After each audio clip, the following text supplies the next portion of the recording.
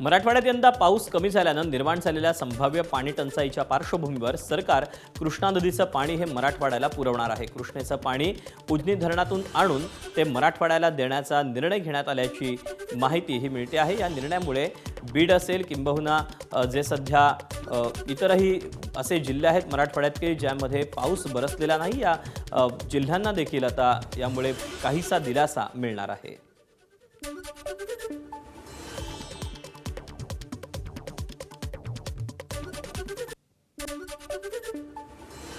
सिंधुदुर्ग जिल्ह्यात पावसाची संततधार सुरू असून सर्वच भागात जोरदार पावसानं हजेरी लावली।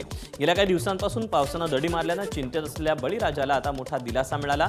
शेतीसाठी उपयुक्त पाऊस पडत असल्यानं शेतकऱ्यांमध्ये समाधानाचं वातावरण आहे। मात्र अल निनोच्या प्रभावामुळे यंदा गेल्या वर्षीच्या तुलनेत जिल्ह्यात 25% पावसाची तूट असल्यानं शेतकऱ्यांची धाकधूक कायम आहे। दरम्यान जिल्ह्यात सिंचनासाठी पाणी साठ्याची स्थिती चांगली असून 87% पाणीसाठा जमा झालाय, तर तिलारी धरण 90% भरला आहे। धाराशिव जिल्ह्यात पाणीसाठा आता केवळ 8%वर आला असून ऑगस्ट संपत आला तरी पुरेसा पाऊस झालेला नाही। त्यामुळे जिल्ह्यातील 225 प्रकल्पांमधील पाणी पातळी कमालीची घटली असून उपलब्ध पाणी पिण्यासाठी राखीव ठेवण्यात आले। ऑगस्टमध्ये जिल्ह्यातील 103 गावांमध्ये पाणी टंचाईची स्थिती निर्माण झाली।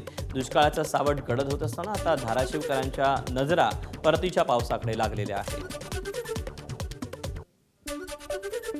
आपण आहोत धाराशिव शहराजवळच हातलाई तलाव आहे। खरं तर एक पर्यटन स्थळ म्हणून बघितलं जातं आणि शहराला काही प्रमाणात या ठिकाणाहून पाणी पुरवठा देखील केला जातो। या तलावाची परिस्थिती पाहिली तर अक्षरशः सर्व जे तलाव आहे तो कोरडाठाक झाल्याची परिस्थिती आहे। अतिशय थोड्या प्रमाणात इथं पाणी शिल्लक आहे आणि जिल्हाभरात देखील अशीच परिस्थिती सर्वत्र आहे।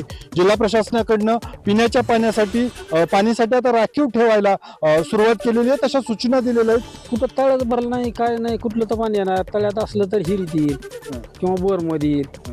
आता तळ अजून गाठलं नाही, उलट कमी व्हायला लागले पाणी हळूहळू आता गेल्या थोडं पडलो ते थोडं वाढलो तसं, पण त्याच्यातलं बी कमी झालं आता पाणी। आता काय होईल, पीक पाण्याची परिस्थिती अशी आहे की आता सगळी फुलात बारीक बारीक शेंग आहे त्या वाळायला लागल्या, पण आता हे जर पडलं तरी येईल, नाही तर काय गेलं म्हणायचं काम। अद्याप पाऊस म्हणावा असा नाहीये आणि आता परतीच्या पावसाकडं नजरा लागल्यात। परतीच्या पावसामध्ये ही तूट भरून निघली तरच काही प्रमाणात पाणीसाठा वाढेल, नाहीतर धाराशिवमध्ये मोठ्या प्रमाणावर दुष्काळाचं संकट आहे। अप्पासाहेब शेळके, एबीपी माझा, धाराशिव।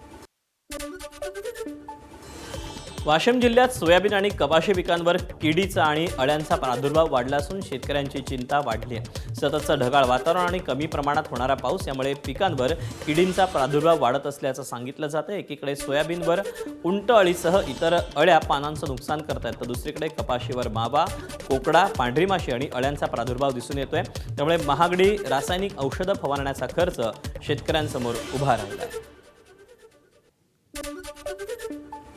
सांगलीच्या पूर्व भागात तासगाव आणि कवठे महांकाळ तालुक्यात पेरणीनंतर पावसानं दडी मारल्यानं खरीप पिकांवर संकट ओढावलं।